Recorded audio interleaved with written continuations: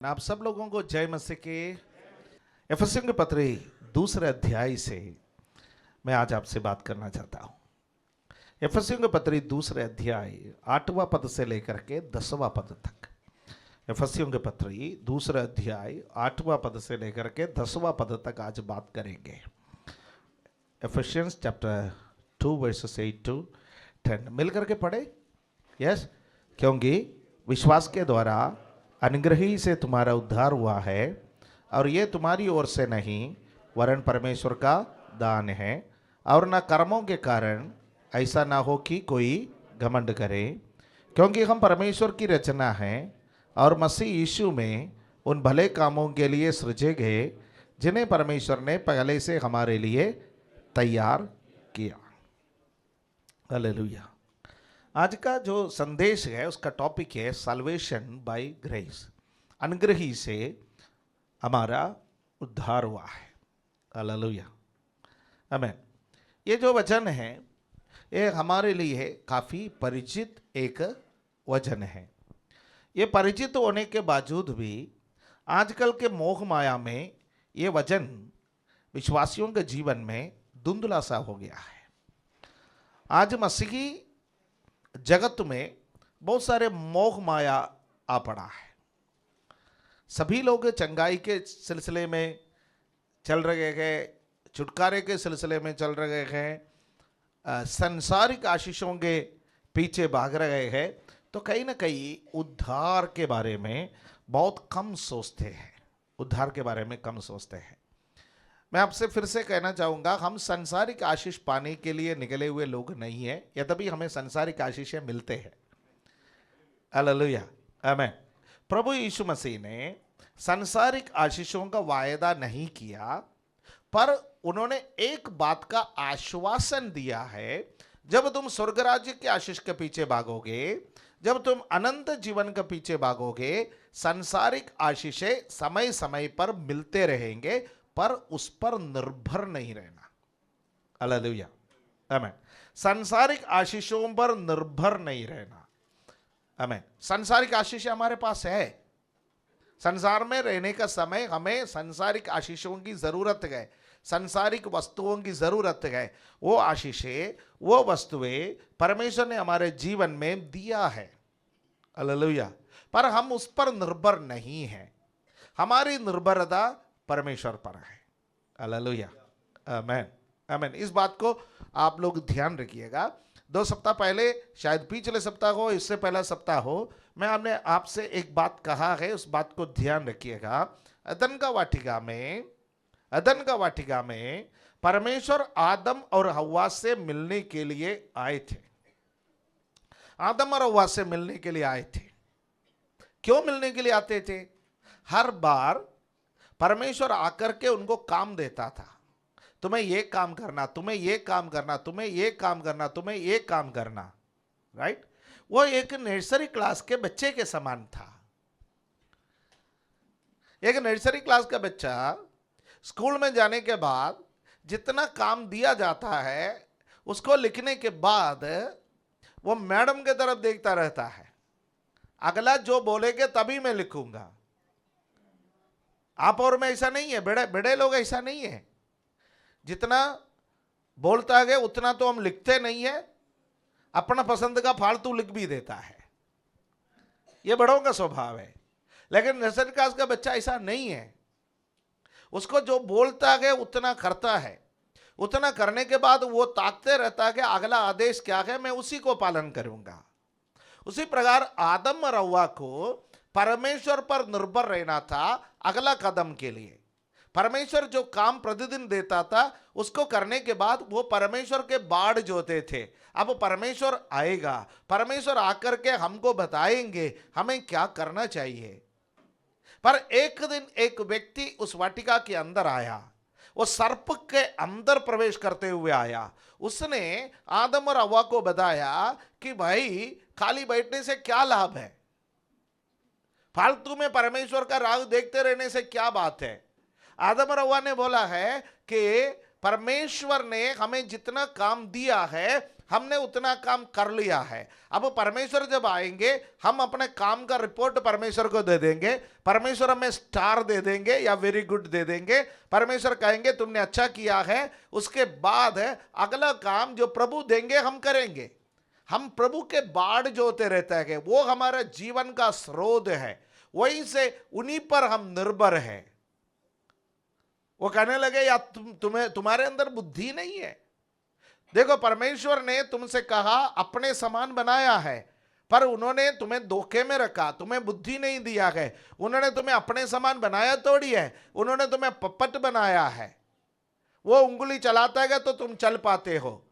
तुम खुद पर निर्भर रहो ना, परमेश्वर पर निर्भर रहने की क्या जरूरत है? हर दिन परमेश्वर से पूछने की क्या जरूरत है? तुम खुद पर निर्भर रहो ना। आज हर व्यक्ति क्या चाहता है? खुद पर निर्भर रहना, आत्मनिर्भर होना। ठीक है, हमारा देश में एक स्लोगन है आत्मनिर्भरता, राइट। देश तो आत्मनिर्भर रहे, नौकरी में आत्मनिर्भर रहे, खाद्य पदार्थों में आत्मनिर्भर रहे, ये सब अच्छी बातें है। पर मसीह लोगों हम परमेश्वर पर निर्भर है। हालेलुया, आमीन। इसलिए नीति वचन में लिखा है तू अपना समझ का सहारा नहीं लेना, वरन संपूर्ण मन से यहोवा पर भरोसा रखना, वही तेरे मार्गों को, वही तेरे मनोरथों को पूरा करेगा, या वही तेरे लिए सीधा मार्ग निकालेगा। हमारे लिए सीधा मार्ग निकालने के लिए यीशु मसीह इस संसार में आए हैं।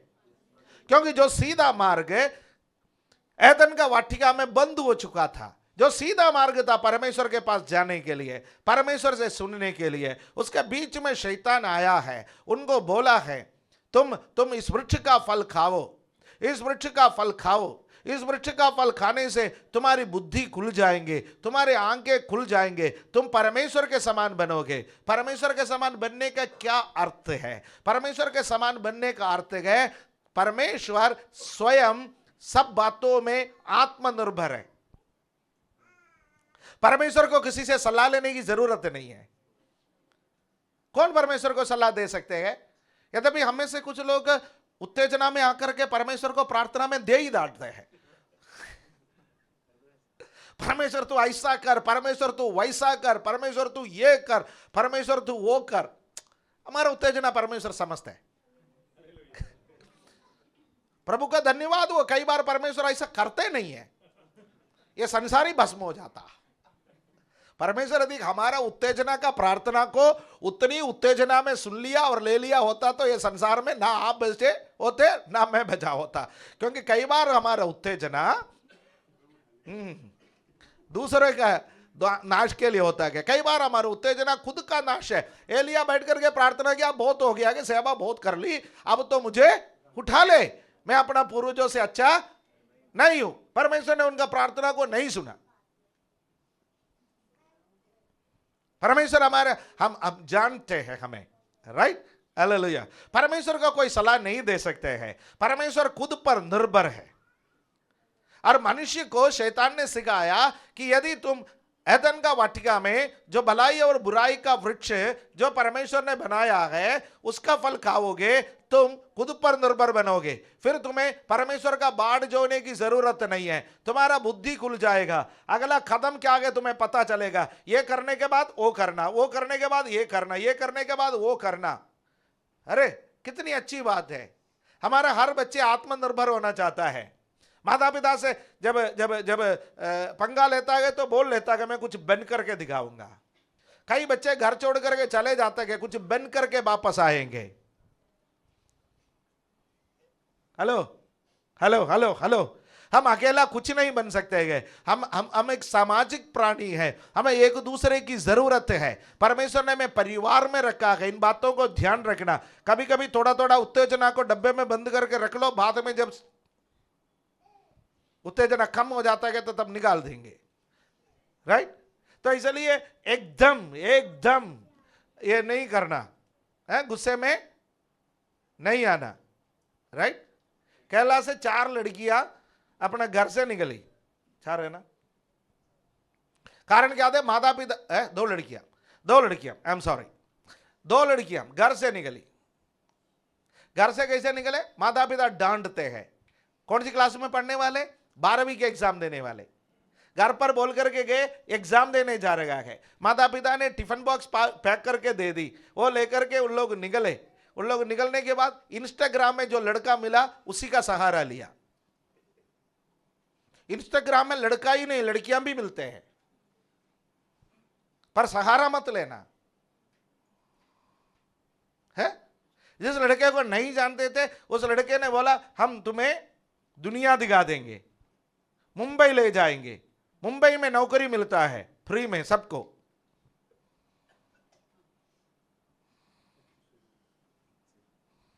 है जो अपना गांव से बाहर नहीं निकले। हम गांव से बाहर निकलने का कोई जरूरत नहीं, हमारा मोबाइल हमें हर जगह घुमाता है।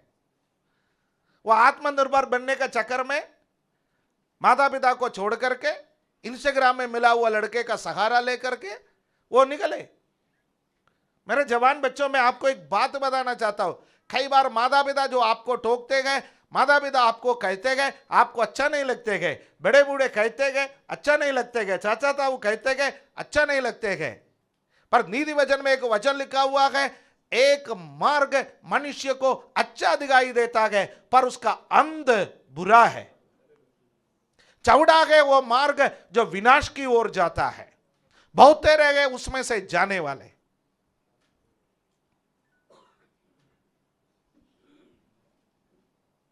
और मुंबई के आसपास में पहुंच करके 10,000 रुपए में बाल कटवाए। दो लड़कियों ने 10,000 रुपए में बाल कटवाए। पैसा कहां से आया किसी को नहीं मालूम है। शैतान आपको लुभाने के लिए कदम कदम पर पैसा रखे हैं, कदम कदम पर मदद करने वाले को रखे हैं, कदम कदम पर लिफ्ट देने वाले को रखे हैं, पर किसी का लिफ्ट में चढ़ना मत। हेलो,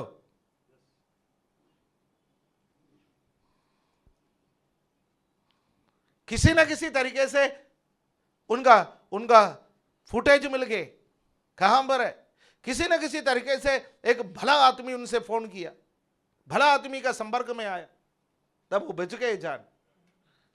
नहीं है तो मुंबई के अंधेरों में गुम होने के लिए वक्त नहीं लगता, महानगरों के अंधेरों में गुम होने के लिए वक्त नहीं लगता। आत्मनिर्भर होना अच्छी बात है, लेकिन हमें परमेश्वर के बिना आत्मनिर्भर नहीं होना है। हमारी निर्भरता परमेश्वर पर होना है। हालेलुया। आपका एक उम्र तक माता पिता पर निर्भर रहना आपके लिए अच्छा है। आप बड़े हो जाए, शादीशुदा हो जाए, बच्चेदार हो जाए, फिर भी यदि आपका माता पिता जीवित है तो उनसे पूछे बिना कदम मत उठाइए। कुछ भी करने से पहले एक सवाल उनसे भी, एक शब्द उनसे भी पूछ लीजिए, एक बार उनका भी राय ले लीजिएगा कि आप जो बातें आगे कर रहा है, जो कदम बढ़ाने के लिए जा रहा है, वो अच्छा है या बुरा है। हालेलुया, आमीन, आमीन। जवानी में हमें लगता है कि हम अपनी मर्जी से काम करेंगे, लेकिन वो परमेश्वर के वचन के खिलाफ है। वे परमेश्वर पर निर्भर थे, शैतान उन्हें आत्मनिर्भरता के चक्कर में फल खिलाए, उसके बाद वो नाश की ओर चले, वो एदन का वाटिका से उनको बाहर निकलना पड़ा है। इस बात को मैंने पिछले एक प्रचार में आपसे कहा है, ध्यान रखिए। उस मनुष्य को बचाने के लिए प्रभु यीशु मसीह इस संसार में आया। एफएसी का पत्री 2 अध्याय उसका 8वां पद कहते हैं, अनुग्रही से तुम्हारा उद्धार हुआ है। तो पहली बात है, we are saved by grace. अनुग्रह, हम सबके जीवन में अनुग्रह हुआ है परमेश्वर का। उद्धार के लिए कोई पैसा दे करके उद्धार नहीं खरीद सकते, पैसा दे करके उद्धार नहीं खरीद सकते, कर्म करके उद्धार खरीद नहीं सकता है। बाइबल में लिखा है ये जो उद्धार है ये परमेश्वर का दान है, परमेश्वर का दान है। कोई आपको गिफ्ट दे रहा है, उस गिफ्ट के लिए आपने कितना पैसा खर्च कर ली। ऑनलाइन फ्रॉड है, उस पर फंसना मत। विदेश में से आप किसी ने आपको बोरा भर करके गिफ्ट भेज दिया है, कस्टम में अड़का हुआ है, इतना रुपया डालोगे तो कस्टम्स क्लियर हो जाएंगे, वो गिफ्ट आप तक पहुंचेंगे। ऐसा कोई कॉल आ जाए तो आप उनसे बोल देना आप मेरे तरफ से गिफ्ट खोल दो, कस्टम का जितना पैसा है वो भरने के बाद वो बाकी कुछ बचा है तो मुझे भेज दो, नहीं है तो पूरा के पूरा खुद ही रख लो।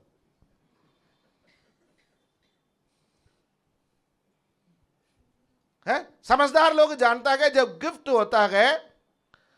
होता है तो वो प्योरली फ्री होता है, उसके लिए कोई पैसा देने की जरूरत नहीं पड़ता है। ऐसा कोई आपके लिए आपको ये नहीं, आपको गिफ्ट भेजने वाला ये नहीं करेगा कि कस्टम ड्यूटी पे किए बिना आपको गिफ्ट भेजे या पोस्टल चार्ज दिए बिना आपको गिफ्ट भेजे। वो आपको फंसाना चाहता है, राइट? तो इसलिए आपको उद्धार पैसे से खरीदने की कोई जरूरत नहीं है। किसी चर्च में पैसा नहीं देना है उद्धार के लिए, किसी पास्टर को पैसा नहीं देना है उद्धार के लिए, किसी प्रेयर मूवमेंट को पैसा नहीं देना है उद्धार के लिए। पैसे से उद्धार नहीं खरीद सकते। अनुग्रह, परमेश्वर ने हमारे ऊपर दया की, अर्जित दया, जहां पर दया दिखाने के हम लायक नहीं थे। अनुग्रह क्या है? अनुग्रह वो है जहां पर दया दिखाने के लिए हम लायक नहीं थे, हम दया के पात्र नहीं थे, हम करुणा के पात्र नहीं थे, हम फिर क्रोध के पात्र थे। हम क्रोध के पात्र थे, हम पर परमेश्वर का क्रोध उंडेलना था, पर वहां पर परमेश्वर ने अपनी दया हम पर दिखाया है। उस दया को कहते हैं अनुग्रह। अनुग्रह ही से हमारा उद्धार हुआ है। पर यह अनुग्रह कैसा मिलता है? वचन में लिखा है वह अनुग्रह स्वीकार करने के लिए आपके पास विश्वास होना चाहिए। Grace is received by faith, विश्वास के द्वारा। हालेलुया। विश्वास क्या है? विश्वास आशा की हुई वस्तुओं का निश्चय और अनदेखी वस्तुओं का प्रमाण है। कहां पर लिखा? इब्रानियों 11वां अध्याय उसका पहला पद में लिखा है। विश्वास, हम जो ग्रहण करते हैं वो विश्वास से ग्रहण करते हैं। हालेलुया, आमीन। है क्या विश्वास है? विश्वास शब्द एक आम शब्द है। विश्वास, हम तो विश्वास करते हैं, हम परमेश्वर पर विश्वास करते गए, हम वचन पर विश्वास करते गए। विश्वास जो शब्द है उसको यदि याकूब प्रेरित का भाषा में डाल दे, विश्वास के दो पहलू होते हैं। विश्वास के एक पहलू, यदि कोई विश्वासी है या नहीं है, उसके आचरण को देखेगा तो पता चलेगा वो विश्वासी है या नहीं है। हालेलुया, आमीन। छोटे बच्चों को देखिए, छोटे बच्चों को देखिए। ये छोटे बच्चे माता पिता पर विश्वास करते हैं, तो यदि वो बच्चा कोई ऊंचाई पर है और माता पिता कहेंगे कि आ जाओ, मैं तुझे पकड़ने के लिए तैयार हूं, वो कूदेंगे उधर से। वो आप पर विश्वास करता है या नहीं करता है, ये उसने अपने एक्शन के द्वारा प्रूव करेंगे। उसका विश्वास है कि आप उसको पकड़ेंगे। पर आप किसी पराये बच्चे को बोलोगे कूदो बेटा मैं पकड़ लूंगा, वो थोड़ी देर आगे आएगा, फिर पीछे, फिर थोड़ी देर आगे आएगा, अरे पता नहीं है यार, ये तो इनको तो मैं पहली बार मिल रहा हूं। ये हमें से कई विश्वासी ऐसा है, प्रभु के पास जाना है या नहीं जाना, आगे पीछे घूमता रहता है। यदि आप विश्वासी है तो आपका विश्वास आपके आचरणों से पता चलता है। पर आचरण में प्रभु के अर्जित दया को ग्रहण करने के लिए मदद नहीं करते हैं, राइट? यहां पर पौलुस इन वचनों में दो एक्सट्रीम चीज के साथ डील करता है। दो एक्सट्रीम चीज के साथ सुनिएगा, कुछ चीजें एक्सप्लेन करने में संडे बहुत मुश्किल है। दो एक्सट्रीम चीज के साथ, एक एक्सट्रीम चीज है कि हम कर्म का कोई जरूरत नहीं है, विश्वास बाय फेथ। मैं तो विश्वास करता हूं, हर चीज पर विश्वास करता है। कुछ लोग मुंह खोलते हैं विश्वास विश्वास विश्वास विश्वास विश्वास, भाई साहब पक जाते हैं, पक जाते हैं। कुछ लोगों के साथ बैठने पर पक जाते हैं। क्या आपके साथ हुआ ऐसा कभी? मैं तो कभी कभी प्रार्थना करता हूं, प्रभु इनको इनको कहीं ना कहीं लॉक लगवा दो।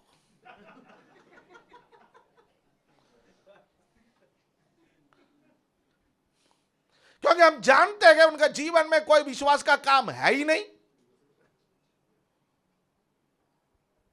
एक नंबर का फरेबी, एक नंबर का झूठा, मक्कारी करने में सबसे आगे, पर बैठेगा तो और बाइबल के वचनों को ऐसा बोलते गए जैसा दीपावली में वो लड़ी में आग लगाया हो।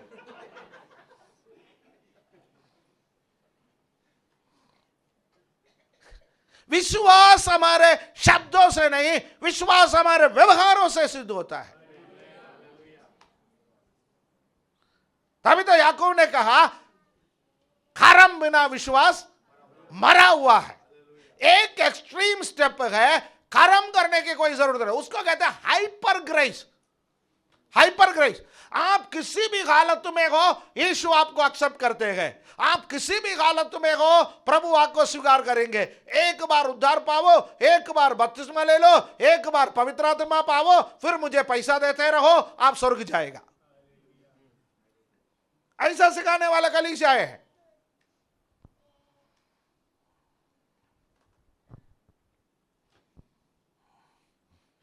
ऐसा सिखाने वाले कलीसिया हैं। वो लोग किस बात पर निर्भर हैं?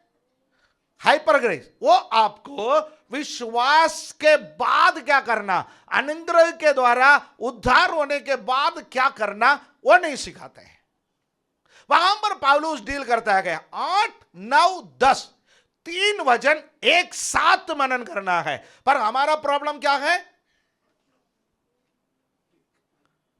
कुछ लोग 8 और 9 को लेते हैं, 10 को छोड़ देता है। कुछ लोग 10 को लेता है, 8 और 9 को छोड़ देता है। राइट? 8 और 9 में एक बात कहता है, वो उद्धार के एक पहलू है। उद्धार के एक पहलू क्या है? हम विश्वास के द्वारा अनुग्रही से उद्धार पाया है, और यह उद्धार परमेश्वर का दान है, जिसके लिए हमने कोई पे नहीं की, हमने कोई बदले में नहीं दिया। यह प्योरली परमेश्वर का दान है। और 10वां पद में क्या कहता है? 10वां पद में कहता है क्योंकि हम परमेश्वर की, यहां शब्द लिखा है क्योंकि, क्योंकि, क्योंकि, क्योंकि। यह क्योंकि शब्द 8वां और 9वां वचन को 10वां वचन के साथ जोड़ता है।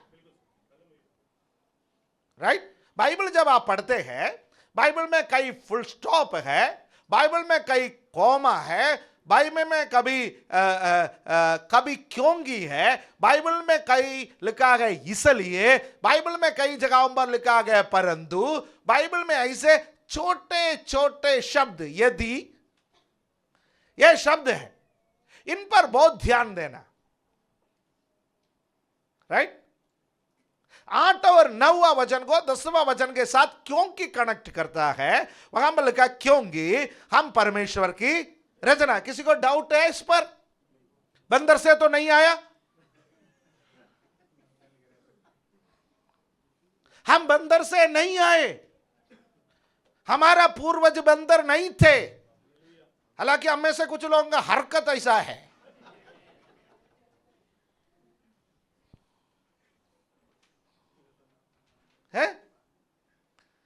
बाइबल लिखा है हम परमेश्वर की सृष्टि है। भजन 100 का 3 पढ़ेंगे, उसमें क्या लिखा हुआ है? भजन 100 का 3 में निश्चय जानो कि यहोवा ही परमेश्वर है, उसी ने हमको बनाया और हम उसी के हैं, हम उसकी प्रजा और उसकी चराई की भेड़ें हैं। इस वचन को मनन करना है, इस वचन को मनन करना है? हमारे बच्चे संडे स्कूल वगैरह पढ़ के आते हैं, और संजीव भाई संडे स्कूल के लिए जोर दिया, थैंक यू। सभी लोग जोर दे दीजिएगा संडे स्कूल के लिए। हमारे बच्चों को हम संडे स्कूल पढ़ाएं। हमारा संडे स्कूल में बच्चे आता है जैसा जैसा टीनेज में आता है, जैसा जैसा 14 साल में 15 साल में आता है, 13, 14, 15 साल में आता है, लड़के थोड़ा पीछे बैठने लगता है, पीछे को जाने लगता है। नहीं है तो संडे स्कूल में ऐसा हरकतें कर लेता है कि हम खुद ही मना करना पड़ता है। समझ लीजिए, जब हम थोड़ा सा टाइट करेंगे, ऐसा ऐसा हरकत करेंगे, थोड़ा टाइट करेंगे, तो वो खुद ही घर में कुछ ना कुछ बहाना बोल देता है। वो डांटते गए, ये डांटते गए, वो मुझे पसंद नहीं करते, ये मुझे पसंद नहीं करते गए। तो आप खुद समझ लेना, क्योंकि आप भी इसी रास्ते से गुजर के आए हैं। कोई दूध के धुले हुए तो है ही नहीं इधर, लहू से धुले हुए जरूर है, राइट। हम सब यीशु का लहू से धुले हुए हैं। हालेलुया, आमेन, आमेन। सबका कर्म टेढ़े ही थे, सब टेढ़े मेढ़े ही थे, पर यीशु का लहू ने धो करके हमें इस लायक बना दिया। प्रेज गॉड, हालेलुया, आमेन। उसने मेरे पापों को डापा नहीं, उसने मेरे पापों को मिटा दिया। डाप दिया होता तो मैं कौन सी टेबल का नीचे घुस जाऊं प्रभु, जिस दिन तू पर्दा उठाएगा मैं कहां खड़ा हो पाऊंगा। हम सबका हालत ऐसा है। उसने हमारा पापों को मिटा दिया, लहू से हमें धो लिया, हमें परमेश्वर के सामने ऐसा प्रस्तुत किया मानो कि हमने कोई पाप नहीं किया है। हालेलुया, आमेन, आमेन। ओके, तो हम संडे स्कूल में बच्चों को सिखाते गए, सिखा करके लाते हैं, और थोड़ा सा बच्चा 14-15 साल का हो जाएगा, 2-4 अंग्रेजी शब्द आ गया, उसके बाद ये बाइबल के वचनों पर विश्वास करना उसके लिए बड़ा मुश्किल पड़ता है। फिर उसके लिए फ्रेंड्स बड़ा हो जाता है, फिर उसके लिए पार्टी बड़ा हो जाता है, फिर उसके लिए वीकेंड प्रोग्राम्स बड़ा हो जाता है, फिर उसके लिए शनिवार के दिन बच्चा रात को देर से घर पर आ जाता है, उसके बाद इतवार के दिन चर्च में नहीं आता है। बहुत एक घातक स्थिति है। यदि आपका बच्चा टीनेज में है तो उसको आपके साथ आराधना में लेकर के आइए। उसके लिए 2 बाल्टी पानी भी डालना पड़े कोई बात नहीं, उसके लिए डंडे का प्रयोग भी करना पड़े, मुझे अंदर करना मत।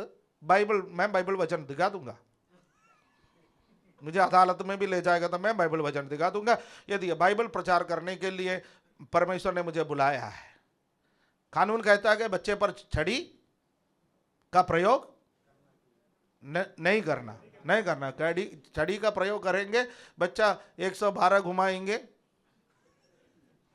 भाई साहब, मैं आपको चढ़ाने के लिए नहीं आऊंगा, वहां पर आके आपका बच्चे के पक्ष में बोलूंगा, आप बड़ा क्रूर है, कठोर है, निर्दयी है, पर चुपके से बोलूंगा घर में डंडा रख लियो। छड़ी का प्रयोग करने के लिए बाइबल हमें इजाजत देता है, बच्चे को डांटने के लिए बाइबल हमें इजाजत देता है, बच्चों को सुधारने के लिए बाइबल हमें इजाजत देता है। 20 साल पार होने से पहले उसको आप जो कर सकते हैं कर सकते हैं। 20 साल के बाद प्रार्थना के अलावा कोई चारा नहीं है, समझ में? 20 साल का नीचे यदि आपका बच्चा है, उसको बाल पकड़ के भी खींच के लेके आओ, जैसा भी लेकर के आओ। कलीसिया में आपके साथ आपके दाएं बाएं बैठ करके आपके बच्चा आराधना करे, इससे ज्यादा सुकून कुछ भी नहीं है। हमारे कई परिवारों में बच्चे थोड़े बड़े हो गए हैं, माता पिता से पूछो कितने वो लोग प्रार्थना करते हैं, कितने वो लोग प्रार्थना करते हैं। जिनके बड़े बच्चे आराधना में नहीं आता है, उनका दुख को समझो। आपके बच्चे छोटे हैं, बड़े होने के बाद सुधर जाएंगे ऐसा मत सोचो, क्योंकि शैतान उनको आत्मनिर्भर बनाने से पहले उनको प्रभु के वचन में निर्भर बनाओ। हालेलुया, आमेन, आमेन। एक पिता 9th में पढ़ने वाली उसकी बेटी के व्यवहार से दुखी हुआ। 9th में पढ़ने वाली एक बेटी के 9th में पढ़ने वाले बेटी के व्यवहार से पिता आहत हुए। घर में आके उसका व्यवहार, उसने उनको नहीं मालूम था। स्कूल से मैडम का फोन आया, स्कूल में जब काउंसलिंग हुआ, काउंसलिंग में बच्चे ने कुछ तत्वों को प्रकट किया, छोटी मात्रा में वो ड्रग्स लेने लगी। पिता बिखर गया, माता बिखर गई, एकलौती बेटी, उसके लिए क्या करे। पिता ने सोचा मेरी बेटी के साथ ये हुआ, लाखों बच्चे हैं। वो एक जर्नलिस्ट के समान काम करने लगे, वो अपना सब छोड़ दी, उसके सहेलियों से मिला, हर फ्रेंड से मिले, उसका सोशल मीडिया चेक करने लगे। सब करते करते करते करते उनको बहुत सारे सबूत मिले। आपको पता है, स्कूल केंद्रित होकर के 8वीं के 9वीं के 10वीं बच्चों को चॉकलेट में ड्रग्स दिया जाता है। चॉकलेट्स को खरीद करके लाता है, उस पर ड्रग्स का पाउडर ऊपर से डालने के बाद फिर उसको रीपैक करते हैं। ये लड़की को स्कूल में किसी ने ये खिलाने लगे फ्री में। हमारे बच्चे के व्यवहार पर पैनी नजर रखिए। उनको शैतान उनका कान में बोलते हैं तुम आत्मनिर्भर बनो, तुम्हारे माता पिता तुम्हारा दुश्मन है, तुम्हारे चर्च के लोग तुम्हारा दुश्मन है, तुम्हारा संडे स्कूल टीचर तुम्हारा दुश्मन है, तुम्हारा वो व्यक्ति जो चर्च में बैठ करके तुम्हें घूर घूर के देखता है वो तुम्हारा दुश्मन है। उसको सोशल मीडिया में मिलने वाले मित्र उसका अच्छा लगता है, वो अंकल उसको अच्छा लगता है, वो आंटी उसको अच्छा लगता है, वो जो बड़े भाई बड़ी बहन उसको अच्छा लगता है। धीरे धीरे वो उसको लुभा करके ले जाते हैं।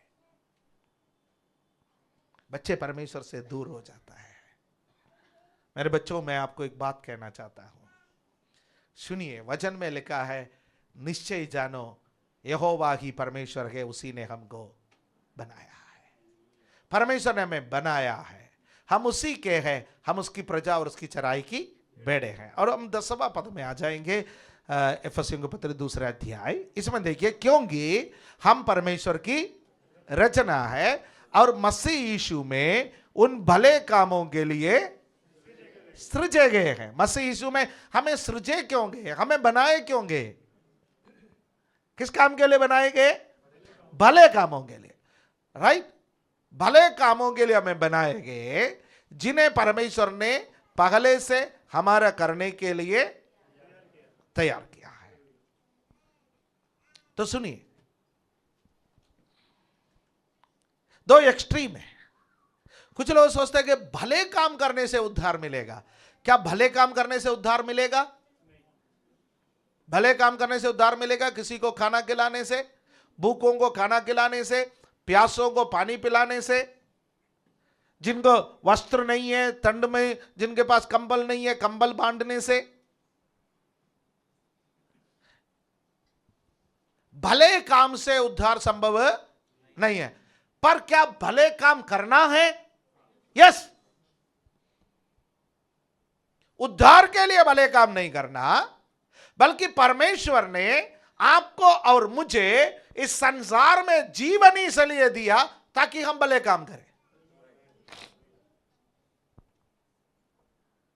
क्योंकि इस संसार में हम रहने का समय भले काम करना हमारे लिए अनिवार्य है, पर वो इस संसार तक सीमित है। भले काम इस संसार तक सीमित है, पर स्वर्ग राज्य में जाना है तो हमें उद्धार की जरूरत है। तो यह उद्धार कैसा मिलेगा? क्या कर्मों से मिलेगा? लोग कर्म करते गए। हमारा देश कर्म ही, एक स्लोगन है, कर्म ही पूजा है। कर्म ही पूजा है, यह हमारा स्लोगन है। कई स्कूलों में लिख के रखा है, कई काम करने की जगह पर लिख के रखा है, कर्म ही पूजा है, राइट? कर्म, वर्क इज वर्शिप। क्या कर्म करने से क्या स्वर्ग राज्य में प्रवेश कर सकता है? नहीं। पहाड़ चढ़ने से, इस्राएल में तीर्थाटन के लिए जाने से, यर्दन नदी में डुबकी लगाने से, इस्राएल में से जो दाखरस लेके आया, उसी दाखरस मिला मिला के पीने से क्या स्वर्ग राज्य में प्रवेश करेंगे? स्वर्ग जाने का एकमात्र रास्ता यीशु मसीह है। उस यीशु मसीह को आप अपने हृदय में स्वीकार करें मुक्तिदाता के रूप में, उसके बाद भले काम करें।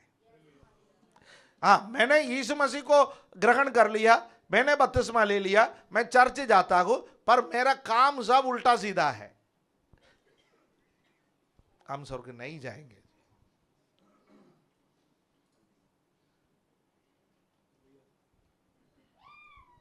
बाइबल का दो आज्ञा,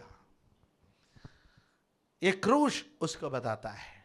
एक, ये जो लंबा सा जो क्रूश की लकड़ी है वो बताता है मुझे अपने संपूर्ण मन से, संपूर्ण प्राण से, संपूर्ण बुद्धि से, संपूर्ण शक्ति से परमेश्वर से प्रेम करना है। ये लंबा सा डंडी क्या बताता है? मुझे किसके साथ संपर्क रखना? परमेश्वर से। कैसे? संपूर्णता से, संपूर्णता से, विथ माई होल हार्ट, मेरा पूर्ण मन से परमेश्वर से प्रेम करना है। और ये आड़े में जो लकड़ी है वो क्या बताता है? लव वन अनदर, एक दूसरे से प्रेम करो। यीशु मसीह ने यूहन्ना 13 में हमें एक नई आज्ञा दी। वो नई आज्ञा क्या है? जैसे मैंने तुमसे प्रेम किया वैसे तुम भी एक दूसरे से प्रेम करो। हम एक दूसरे से प्रेम करते हैं, कैसा पता चलता है? भले काम। हम एक दूसरे से प्रेम करता है तो हम क्या करेंगे? भले काम करेंगे। भले काम हमें बताते हैं कि हम एक दूसरे से प्रेम करते हैं। राइट? विश्वास बताता है कि हम परमेश्वर से प्रेम करते हैं। और परमेश्वर से भी प्रेम करो। और किससे प्रेम करो?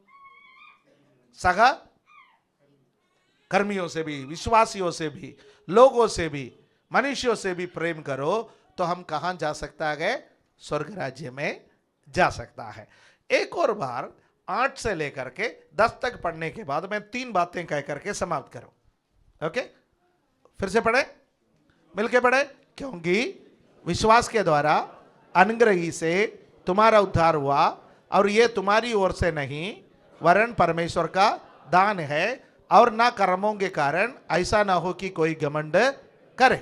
क्योंकि हम परमेश्वर की रचना है और मसीह यीशु में उन भले कामों के लिए सृजे गए जिन्हें परमेश्वर ने पहले से हमारे करने के लिए तैयार किया है। इसे हमने क्या सीखा? हम अनुग्रही से उद्धार पाया। वो उद्धार, वो अनुग्रह हमने विश्वास से ग्रहण किया। और ये उद्धार परमेश्वर का दान है, कर्मों से नहीं मिल सकता। कर्मों से यदि मिला होता तो लोग घमंड करते, मेरा कर्म से मिला, मेरा कर्म से मिला। कर्मों से उद्धार नहीं मिलता। हमने ये भी देखा कि कर्मों के लिए, भले कर्म करने के लिए ही परमेश्वर ने हमें बनाया है। हेलो, बाइबल कभी नहीं सिखाता है उद्धार प्राप्त करने के बाद हिमालय के गुफा में जाके रहो। आपको बाइबल में लिखा है हरमोन पर्वत पर जाके रहने के लिए कहता है, वहां पर भी जाके रहने के लिए नहीं कहता। उद्धार प्राप्त करने के बाद हमें रहना कहां पर है? यही रहना है। यदि एक व्यक्ति अकेला विश्वास में आया है तो घर छोड़ोगे? बाइबल नहीं कहता घर छोड़ने के लिए। आपको वहीं पर रह करके भले काम करना है। मैंने उद्धार पाया, मेरा दफ्तर में कोई विश्वासी नहीं है इसलिए मैं छोड़ रहा हूं काम। कौन छोड़ना चाहते हैं? प्रभु का वचन नहीं सिखाता। आपको वहां पर काम करना बहुत मुश्किल है। एक विश्वासी होने के नाते अन्य लोगों से अधिक तकलीफ आपको हो सकता है, पर वही रह करके भले काम करना। विश्वासी होने के नाते बिजनेस छोड़ने के लिए बाइबल नहीं कहता। आप वही रहो, भले काम करते हुए एक विश्वासी बनकर के व्यापार करो, और वहां पर आपके द्वारा लोग प्रभु की महिमा को देखेंगे। इसलिए इस बात को ध्यान रखें कि उद्धार प्राप्त करने के बावजूद भी परमेश्वर ने हमें कहां पर रखा है? इस पृथ्वी पर रखा है। पर उल्टा सीधा काम नहीं करना, वचन के विरोध में नहीं चलना, गलत काम के लिए नहीं जाना, परमेश्वर का नाम धराई का काम हमें नहीं करना। अब हमारा जो उद्धार है उसका 3 स्टेज है। कई बार आपको बता चुका है उद्धार का 3 स्टेज। जिस वक्त आपने प्रभु यीशु मसीह को ग्रहण किया मुक्तिदाता के रूप में, आपका आत्मा का उद्धार हुआ। मूल रूप से इस संसार में जितने बच्चे पैदा होता है, उसका आत्मा मरे हुए स्थिति में पैदा होता है। उसका अर्थ क्या है? उसके अंदर परमेश्वर का ज्ञान नहीं है। बाय डिफॉल्ट यहां पर परमेश्वर का ज्ञान नहीं है, पर बाय डिफॉल्ट उसके अंदर आत्मा है, वह मरी हुई स्थिति में है। उसके बावजूद भी परमेश्वर की खोज करने की एक इच्छा है। परमेश्वर कौन है ज्ञान नहीं है, पर बाय डिफॉल्ट हर बच्चे के अंदर परमेश्वर की खोज करने की एक इच्छा है। वो उसका कॉन्शियंस है, उसका विवेक उससे कहेंगे ये भला, ये बुरा, ये परमेश्वर, ये शैतान। परमेश्वर को खोज करने की इच्छा उसके अंदर होते हैं। और जब परमेश्वर मिल जाता, यीशु मसीह मिल जाता, यीशु मसीह हमारा आत्मा को जिंदा कर देता है। उसके बाद परमेश्वर के साथ कम्युनिकेशन संभव है। जैसा सिम कार्ड एक्टिवेट हो जाता है ना, सिम एक्टिवेट हो जाता है तो उसमें आप नेट भी चला सकता है, कॉल भी कर सकते हैं, एसएमएस भी भेज सकते हैं। एक्टिवेट रहना बहुत जरूरी है, पर एक एक्टिवेशन पीरियड है, राइट? तो परमेश्वर के साथ जब हम पहली बार मिलते हैं, हमारी आत्मा एक्टिवेट हो जाता है। वो मरे हुए स्थिति में से अचेत स्थिति में से सचेत स्थिति में आ जाता है, मरे हुए स्थिति में से जीवित स्थिति में आ जाता है, और फिर हम परमेश्वर से कम्युनिकेट करने लगता है। आत्मा जीवित है या नहीं है, वो कैसे संभव है? परमेश्वर से कम्युनिकेट करेंगे। आप बोलेंगे अभी तक प्रभु मेरे से कोई बात ही नहीं की। परमेश्वर की बात सुनने के लिए कौन सी समय आप बैठे थे? बाइबल लेकर के कब आप बैठे थे? परमेश्वर मुझसे बात कर। भाई ने भजन संगीता में बोला है, सुबह उठने के बाद सबसे पहला हमारा कर्तव्य है कि हम बाइबल के साथ थोड़ा समय बिताएं। ज्यादा पढ़ सकता है, चार्ट के मुताबिक पढ़ सकता है तो उतना पढ़ो, नहीं है तो कम से कम कुछ तो पढ़िए, कुछ तो मनन कीजिए, ताकि हमारी आत्मा परमेश्वर की आत्मा के साथ संपर्क करे। मुझे मालूम है कई लोगों का ड्यूटी अलग अलग समय पर है, तो हम जब मॉर्निंग कहते हैं जब जागो, हो सकता है आप 3 बजे तक सोने वाला व्यक्ति है, दोपहर को 3 बजे जागो तो परमेश्वर से संपर्क करो। जब जागो तब सवेरा। हो सकता है कि आप पूरा नाइट काम करके आए हैं, आप सुबह 9 बजे ऐसे आंग लेकर के आया है, पता नहीं क्या होकर के आया हो, तो आपको बाइबल लेकर के बैठेंगे तो संभव नहीं है, आप सो जाइए। पर जब आप जागते हैं, जब आपको टाइम मिलता है, जब आपको कन्वीनियंट लगता है, जब आपको लगता है अर्ली मॉर्निंग टाइम मिलने वालों के लिए बहुत अच्छा है, उससे दूसरा कोई राय है ही नहीं, पर जब जागो तब सवेरा वाला सिस्टम को आप इस्तेमाल कर लीजिएगा। आपका आत्मा भूखा है, वो परमेश्वर की वाणी को सुनना चाहता है, वो परमेश्वर से संपर्क करना चाहता है, उसके लिए टाइम निकाले। नंबर 2, हमारा उद्धार प्रतिदिन होना है। हमारा उद्धार प्रतिदिन। मैंने उद्धार पा लिया, मेरा आत्मा सचेत हो गया, मेरा आत्मा जाग उठा, मेरा आत्मा जीवित स्थिति में आया, उसके बाद मुझे प्रतिदिन उद्धार पाने की जरूरत है। किस किस लोगों को गुस्सा आता है? नहीं आता है तो मेरे पास आइए, मैं आज आपके लिए प्रार्थना करना चाहता हूं, इंपार्टेशन होगा।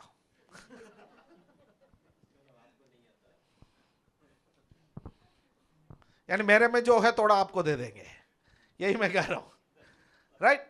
अचानक कई बार हमको गुस्सा आता है बेमतलब, हमको पता नहीं क्यों गुस्सा आया, बैठ करके सोचे तब भी पता नहीं है क्यों गुस्सा आया, हमने ऐसा क्यों बोला हमें मालूम ही नहीं, बोलने के बाद सोच लिया।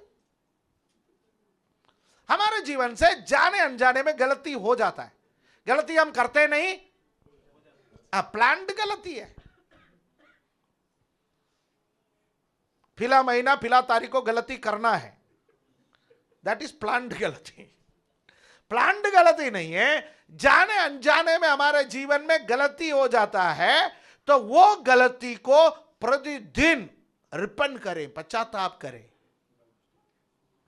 प्रभु मुझे गुस्सा नहीं करना था, प्रभु मुझे वो भाई को ऐसा नहीं बोलना था, प्रभु मुझे ऐसा नहीं सोचना था, प्रभु मुझे ऐसा व्यवहार नहीं करना था, प्रभु मेरा आचरण ऐसा नहीं होना था, पर मुझसे गलती हो गया। मैं आपके चरणों में आता हूं, फिर से मुझे नया बना दे, अपना लहू से मुझे धो ले, अपना वजन से मुझे धो ले, मैं फिर से शुद्धता पाने के लिए तैयार हूं।